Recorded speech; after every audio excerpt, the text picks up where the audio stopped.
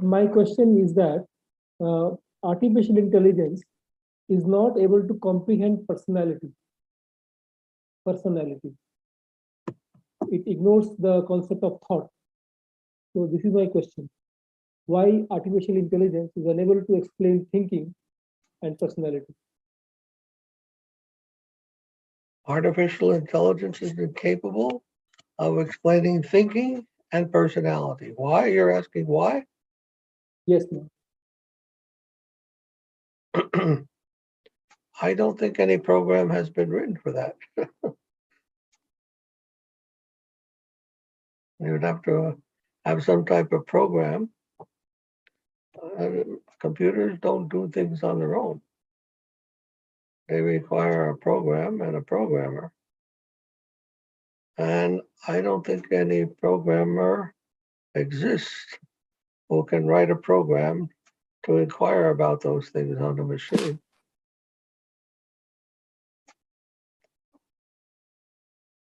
First, you'd have to explain what it is you're talking about.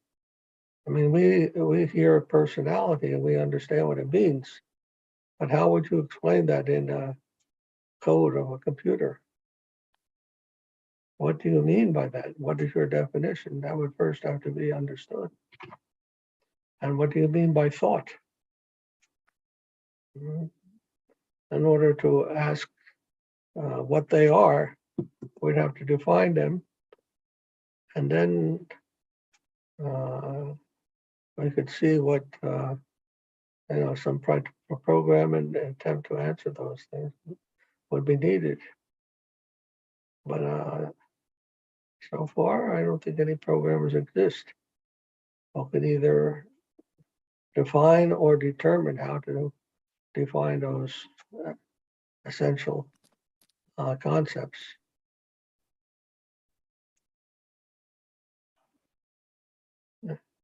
Is that sort of what you're trying to say? Yes. In nature, in philosophy, sometimes for some philosophers, thought and being are opposed, and thought is unable to penetrate into the totality of the being. But concrete thought, it is said that it includes the opposition. So there is a relation between thought and being, and it overcomes the opposition between thought and being. But it seems that in modern computers or modern philosophy, they are not even thinking about this question of the relation between thought and being, or they somehow think that this thinking is a result of maybe some actions of materials. But it seems by ignoring thinking, they are neglecting the question of personhood and the higher question. That was just what I was trying to suggest. Maharaj? Maharaj was talking about thought and being. Of course, Hegel felt that the difference between, there was no difference between thought and being. Being is an abstraction, an abstract identity or identity with itself. Being is identical, that which is identical with itself.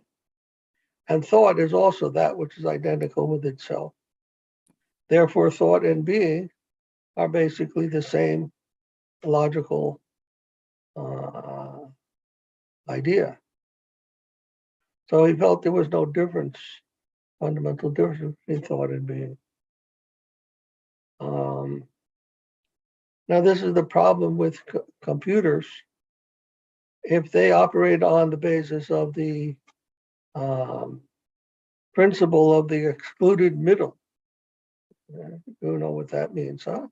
The principle of a contradiction. Mathematically based computers cannot allow for the existence of contradiction. That A equals B, and at the same time does not equal B, That's a little difficult for a computer to compute. At what time does it equal B and what time does it not equal B? Cannot be told if A is both equal to and not equal to B. So the computer will crash in that case. Yet thought can conceive how thought and being, although different, they have something in common or similar or identical. So that computation cannot be done. That type of computation cannot be done where there are contradictions. Although thinking can deal with contradictions in a dynamic way, as Hegel has shown in his system, or some say Wittgenstein has also shown in his process philosophy. The point is that a dynamical system of thought can deal with such questions, but a computer which is based on non-contradictory mathematics or Aristotelian thought cannot deal with such contradictions. I don't think they have developed yet a computer that can do dialectical analysis or is based upon a dialectical architecture. This is the dialectic method of Hegel, and it has not yet been computerized. So presently, or if at all, I don't think that computers can, or artificial intelligence can deal with that problem. Okay, now, Sridhara Maharaj, what is your question? I want to ask the question that why actually the idea of imposing or trying to minimize the difference between machine or mechanical system and organism is so central to modern scientific thought. Why they don't want to emphasize the what you can say clear distinction that person can easily understand also? Why it is not given so much importance, and continuously the idea of non-difference between machine and organism is being propagated? There's a problem of the way they are habituated to think and the way nature is actually composed or constituted. Nature is purposeful, teleological. It is intrinsic to nature to have a purpose-directed mechanism, or a purpose-directed, what would you call it, foundation.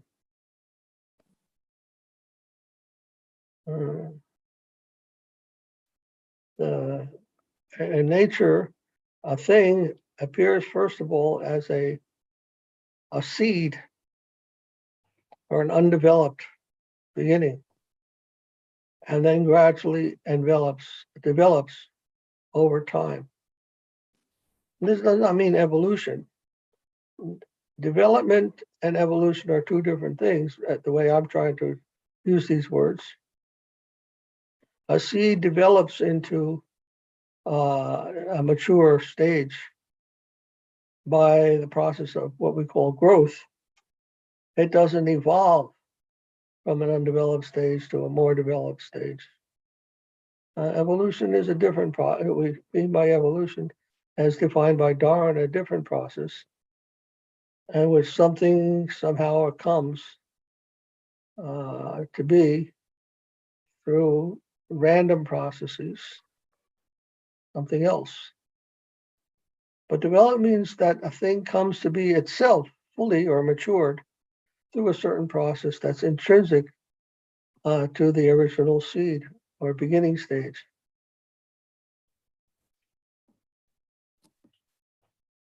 So this process of development from seed to maturity is not described by science.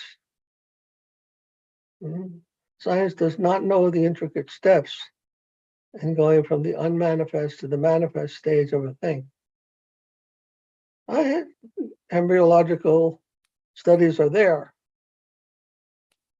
but basically the foundational principle of how a stem cell, say for instance, knows how to develop from its what would you say, homogeneous state, more or less homogeneous state, to a highly differentiated state in the end, such that the original homogeneous state of the zygote can develop in such a way that it produces very different results, including hairs or fingernails, liver, eyes, heart, all these different things that come from the original egg, which are more or less homogeneous.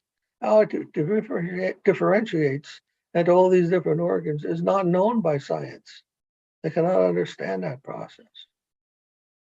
I mean, they can see it before themselves, their microscopes, but they cannot explain how that happens.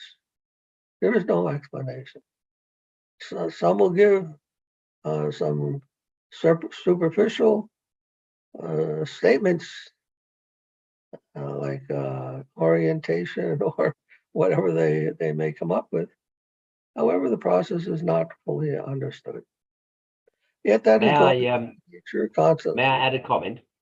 Oh, please.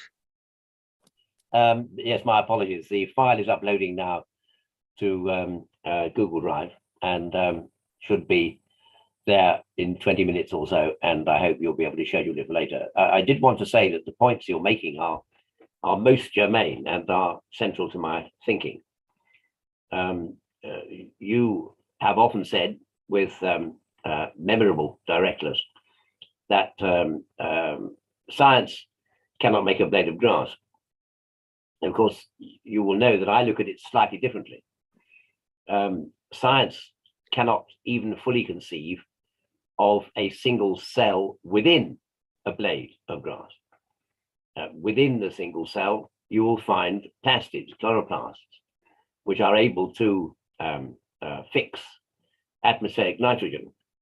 And the process of carbohydrate production by plants through photosynthesis has been known about for a century and a half and has been studied in enormous detail. And yet, although we understand the chemistry, we understand the electron microscopy of the chloroplast, science is entirely unable to replicate something as simple and basic as photosynthesis. There is a chemical called rubipi, which has been used, though it is energetically very inefficient, to mimic some aspects of crude photosynthesis. And I have often said in my lectures that it is a test for human humility. If you see a tiny sprout from a weed sticking through the sidewalk, that little plant is, as you look at it, doing something which science still cannot imitate. To give you another example, the strength of world agriculture depends very much on the leguminosae, the plants which have root nodules containing bacteria like rhizobium, which have the ability to fix atmospheric nitrogen into nitrates and thus produce effectively a fertilizer for the soil. In the medieval period in England, it was normal for people to be able to grow fields of legumes in order to be able to understand them and to use their abilities to grow as a way of fertilizing the soil. If you had 1 year where you grew leguminous plants, like, for example, clover, the field they knew would be miraculously fertilized, carried out by these bacteria. Now, we have known about nitrogen fixing bacteria for a century. We have been studying them in intense detail. And yet, to coin your phrase, science cannot imitate the simple process of biological nitrogen fixation. The Fritz Haber process, which we use industrially, is highly polluting and consumes a vast amount of energy. Yet that little weed growing in the garden is able to do it. And part of the problem for me of the notion of artificial intelligence is that its practitioners are intent on promoting themselves as wondrous wizards, whereas in fact they are ignorant of what intelligence might be. And even the smallest part of a living organism transcends in complexity what we crudely strive to imitate in our computers. There is no such thing as artificial intelligence.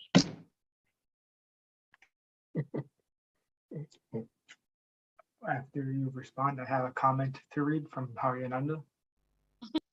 Okay, thank you, Brian. Some other comment is coming in from Haryananda, Prabhu. Oh, has the comment arrived? I'm sorry. I don't see a comment. Oh, yeah, we have a comment about the session in general coming from Yes. Haryananda Das from Spain. He's here with us and his family. His comment is, the subject of artificial intelligence is closer to our lives every day in some way through social networks and other types of platforms. Artificial intelligence, like many of the scientific advances, can be useful or harmful. It all depends on the use that is given to it. However, it can never replace what the soul is doing, because the soul is eternal, uncreated. It does not belong to this world. However, anything created, no matter how powerful, it is in some way never eternal. It's relative. There will always be the supreme controller, Lord Krishna. However, in my case, I teach chess in schools. I use a computer for my training that uses artificial intelligence and self-learns with each game of chess I do with it. And in that sense, artificial intelligence is positive because it helps you to progress in knowledge and useful education. Also in the medical field, it has many uses. In summary, I just wanted to comment that above all, there is supreme controller and science is useful when it is used to serve others and support and serve the existence of God. Thank you. Well, there are several layers there. The notion of soul is an interesting notion and has been debated for millennia. But I look at single cells, and I would have to persuade myself that a bacterium or even a virus particle like the wretched COVID-19 must also therefore possess a soul.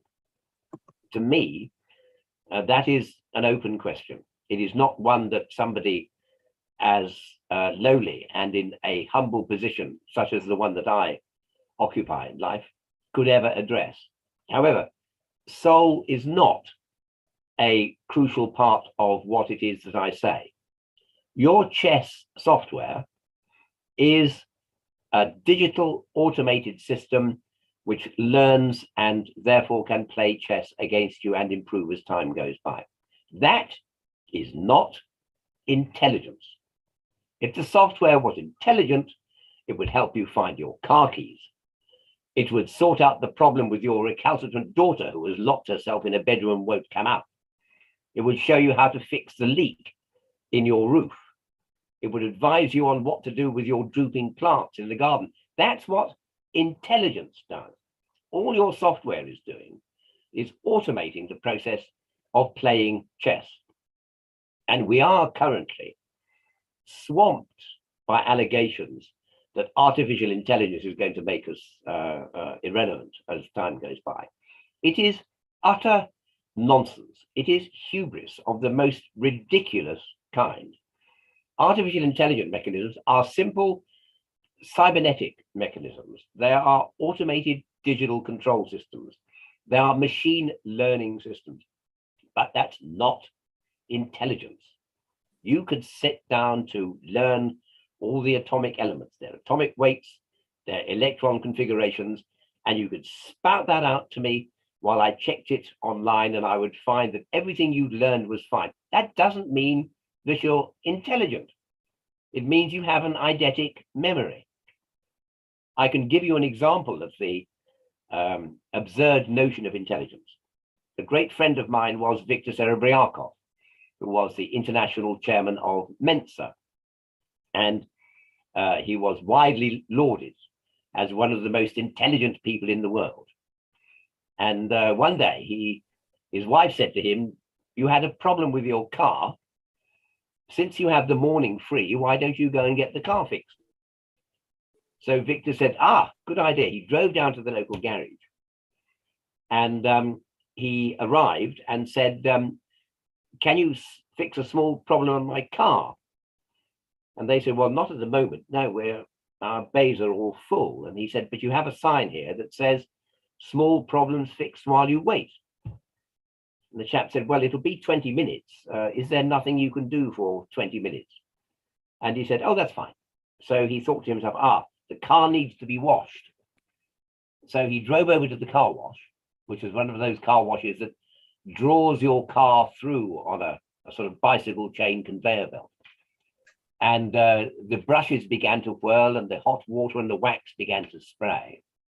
And he was drawn into the machine, only to realize that he couldn't shut the windows. That was the problem where he'd gone to get fixed. The electric windows would not close. And so he sat in the car as it went right through the car wash until he was totally soaked and stinking of detergent and wax, with an inch of water in the bottom of his very luxurious motor car. Now, when he drove home, he stood on the back step, and his wife said to him, "Come on in then, darling, I'm in the front room." And he said, "I can't come in." And she said, "Why not?" He said, "Come and look at me." And she went out to see this dripping, sodden man. And she said, "What happened?" So he told her the story. And she said, "Well, that just goes to prove," she said, "that you may be the most intelligent person in the world, but that doesn't stop you acting like a complete idiot." And that is the whole point of intelligence. Intelligence is something to which we aspire, but it is not the same as common sense. It's not the same as ingenuity, and it is certainly not the same as memory. Time and time again, people who have a vast knowledge of a substance are described to me as being highly intelligent people. And I say, no, they're not intelligent. That's not what intelligence is. Many of you will know of the Turing test for artificial intelligence. Alan Turing's idea for a test was that you would have an online conversation with the computer, and if you were unable to tell whether the syntax and the sense of the answers was human or machine, then the machine had passed the Turing test. Well, as I said in a publication decades ago, that really makes no sense at all, because all you would have to say to the machine would be, were you plugged in and switched on this morning? Or did you drive here yourself or ride on your bicycle and hang up your coat? Then if the former, it's a computer. If the latter, it's a person. Now, I have shown how the living cell can show intelligence and can repair its neighbor. I have demonstrated this in a previous lecture, I think in 2019, to your esteemed conference. And so the Ford test to show whether you've made computers which are as good as a single microbe would be this. You would set up 3 computers on a local area network in your laboratory. And then on Friday evening, you would smash the central one with a hammer and cut it apart and totally destroy it until it was a pile of wreckage. And then you lock up your lab and go home for the weekend. If, when you come in on Monday morning, that damaged computer has been completely rebuilt and is now running the same as it was before, then yes, you have created a computer that's the same as a single microbe. But until that day, you haven't. Living systems are so much more intelligent, so much more inherently complex and so much more structurally intricate that any thought that our feeble little software codes can in any way come close to intelligence is utterly ridiculous. It won't ever be possible. What we've got is digital automation, and we have been automating things since the 1700s. Professor We Ford? automated weaving, we automated so many aspects of life, and it's only natural in an era when we have digital automation that we will also automate in that area too. But it's not intelligence. Professor Ford, please forgive me for Of course. interrupting.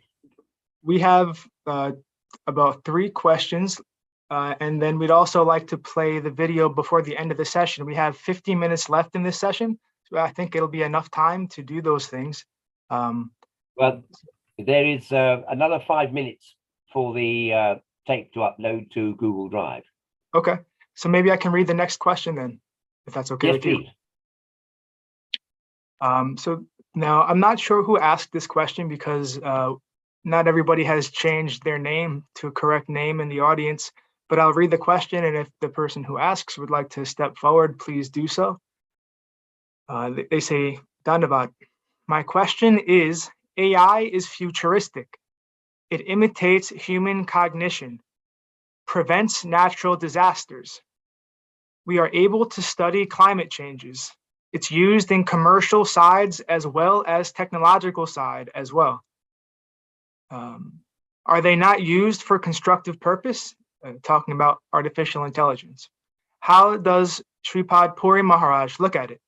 Dandavad. If whoever asked that question. Yes. Chandan Kumar raising his hands quite a few times. Maybe Chandan Kumar, your question will be addressed or given time after these questions are done. Thank you. Did you hear the question? So the question was, AI does seem to have some practical and useful applications.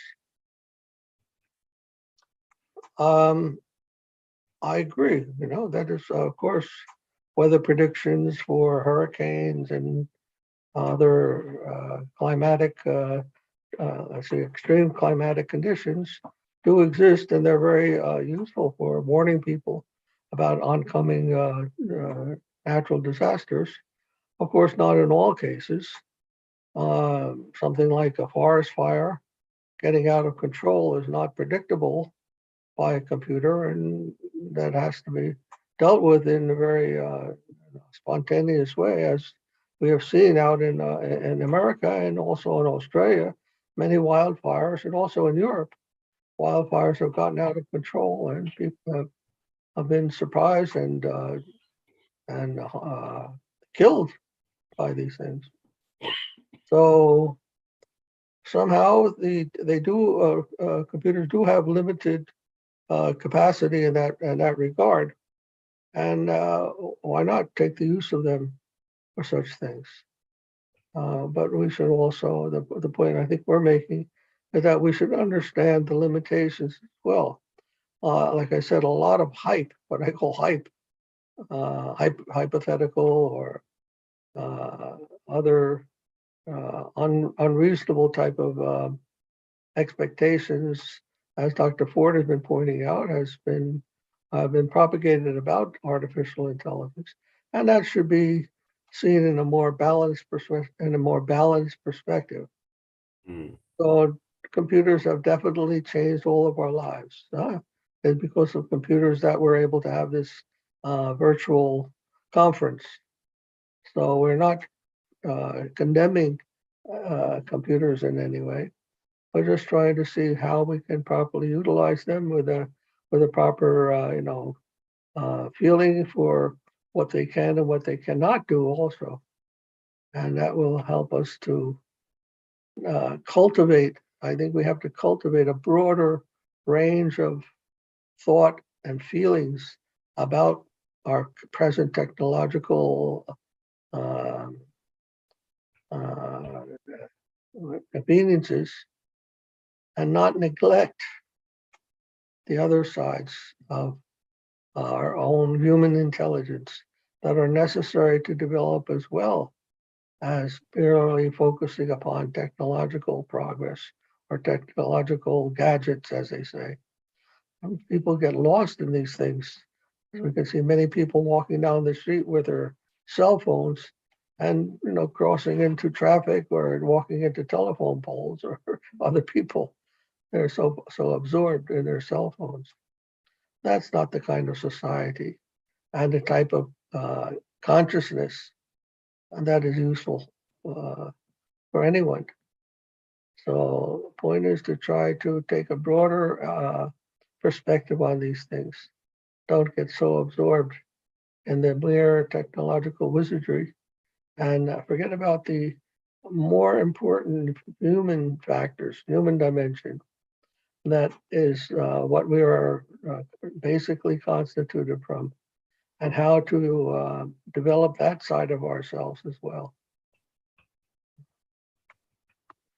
And if we can utilize technology in that pursuit, which I think is what we're doing here, we're utilizing technology to try to point out and maybe learn something about the spiritual dimension that is part of everyone. There we can dovetail modern technology with spiritual life. And that is, I think that will be the proper utilization of all these things.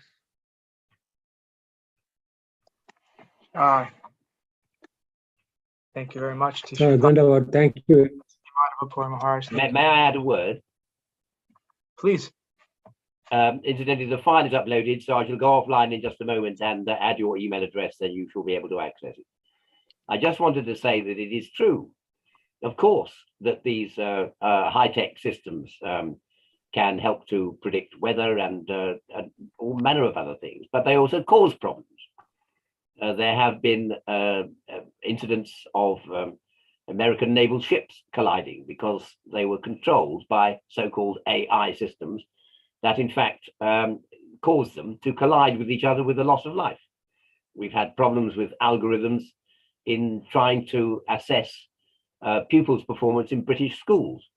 And we forget the fact, we imagine in some way that the computer has some sort of inner mystique. It's controlled by algorithms, and algorithms are usually written by youngsters, and youngsters have no experience of the world. And as a result, many systems of algorithms cause problems as well as solving them. So as soon as that we understand that what we have is a system of digital automation and nothing to do with human intelligence, the better. Its reality is important, but we mythologize its reality into something that it can never aspire to. Now, forgive me while I disappear, and with any luck, you should then be able to have my video. Great. I just put the email address in the chat one more time. So we have about 3 more questions. If we can ask Chandan Kumar to speak, please. Namaste everyone. I hope I am audible. Yes. Thanks. Yeah, my question almost been answered by Puri Maharaj ji. It was like, why do we need to compare A versus B? So can't it be like we can use A to enhance B? Like for example, A being the artificial intelligence and B is the natural intelligence, the life of the common people. So we can use artificial intelligence to our advantage and enhance our lifestyle and maybe humanity as such. Yeah, there is problem, but in the broader aspect, you can't stop the technology in the growth path. You need to adapt it and use it for your benefit. This is what I am thinking. What is your say on it? So I think I understood. Yes, I think that's what I was saying before, is that technology can be utilized for higher perspectives, just as we are using the computer now to speak about something regarding the spiritual as well as material significance of the idea of intelligence. So I agree. There is a usefulness for all these technological advancement in spiritual life, but The point is that we should be careful of the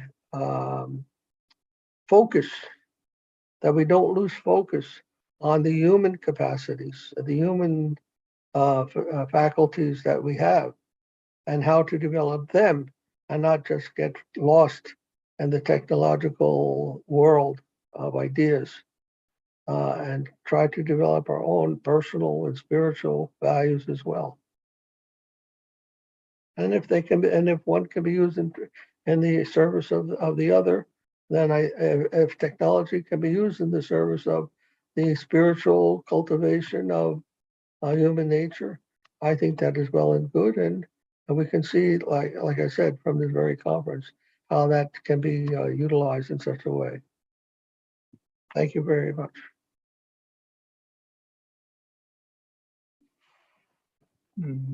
Dr. Srinivas, did you have a comment before? Namaste. Dr. Srinivas, you're on mute. Yeah, I fully agree with the Puri Maharaj's ideologies and principles, and he has answered in a very subtle way that it has to be used only in proper perspective and not in destructive way. It's well observed, and I really thank you very much for your kind reply. Thank you.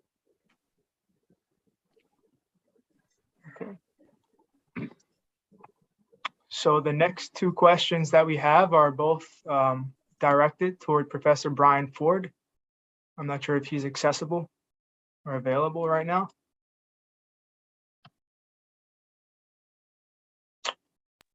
Yeah, please go ahead. I will continue while, if you can hear me okay, I will continue. Great. But by all means ask.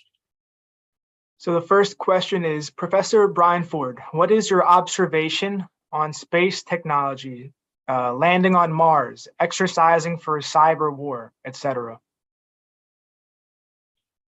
This is very far from my own interests, but of course, people have always, again, rather overemphasized the possibilities of space. It isn't, I'm afraid, likely that we shall settle Mars in the foreseeable future. And people keep acting as though in some way, as our world becomes uninhabitable, it's simple to just pull up sticks and go somewhere else. But the practical problems of doing so are so enormous that I cannot begin to imagine that such a thing is remotely realistic. There's a lot of exaggeration in space research, as there is in other areas of science. I have mentioned, for example, the very fact that we tend to exaggerate in order to try and dignify our trifling research with facts that aren't really justified. And at the moment, everybody is talking about exoplanets and life in other planets and all that kind of stuff. Well, I mean, it's utterly bizarre when you think of it. These exoplanets are usually detected simply by slight perturbations in the brightness of the celestial body about which a planet is expected to circulate. But if you look it up in a magazine, you'll find no such guarded truth. You will find pictures of the planet with its continents showing and cloud cover and the layer of atmosphere over it.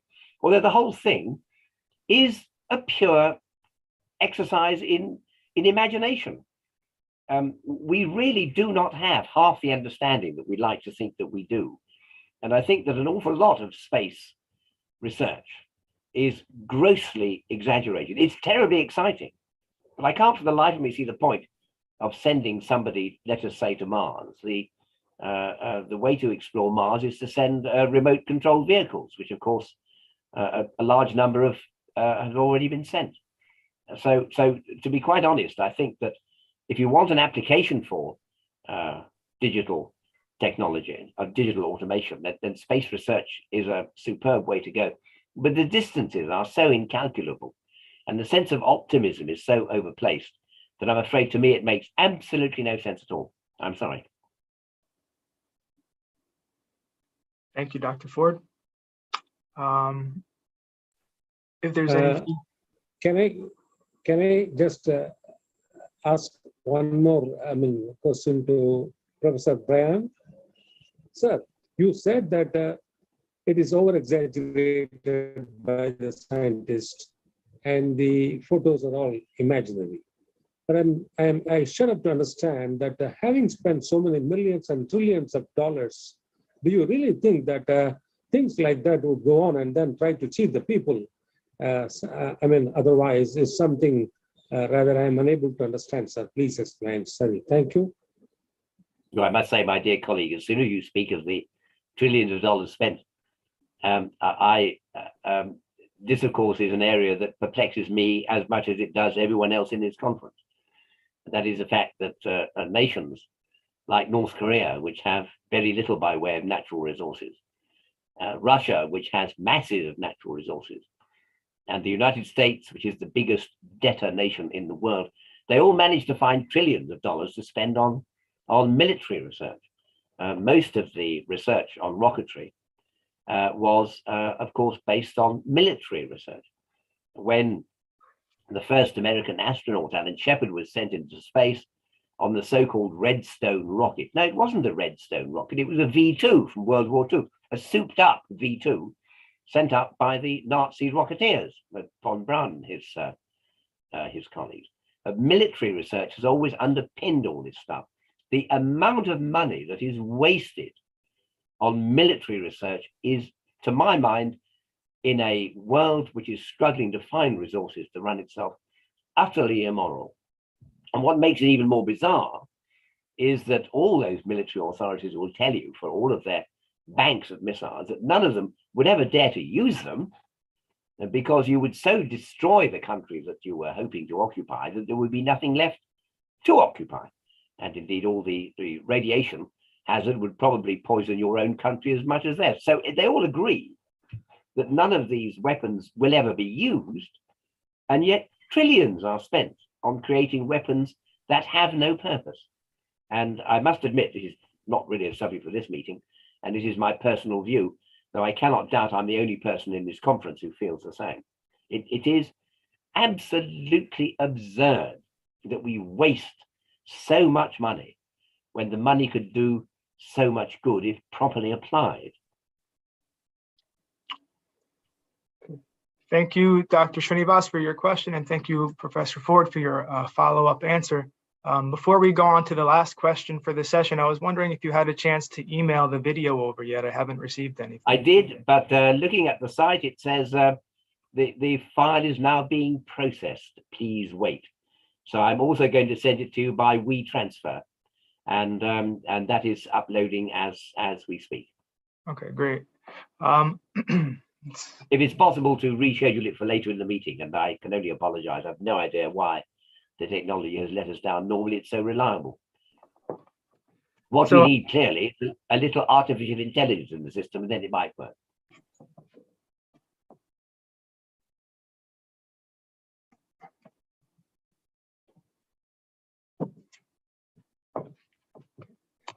So I'll read the next question. It's also for Professor Ford.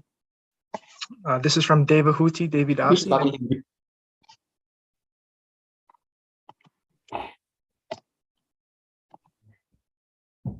Maharaj? Shanti Yes. Maharaj, you said something? No, I have not said anything. Oh, I'm sorry. So we have the next question from Devahuti Devidasi in India. She's asking Professor Ford, is computer automated software simply coined as AI and it's truly hype? Well, that is the most succinct and accurate and beautifully expressed summary. You have just put into words a concept which is exactly what I'm saying. And the difference between you and me is that you found much better words than I have ever found. Yes, what we call artificial intelligence, which has no relationship to intelligence at all, is digital automation. That's what it is. And it is called artificial intelligence in order to promote the majesty and wonder and mystery of it. There is not the remotest chance that it's going to replace humans.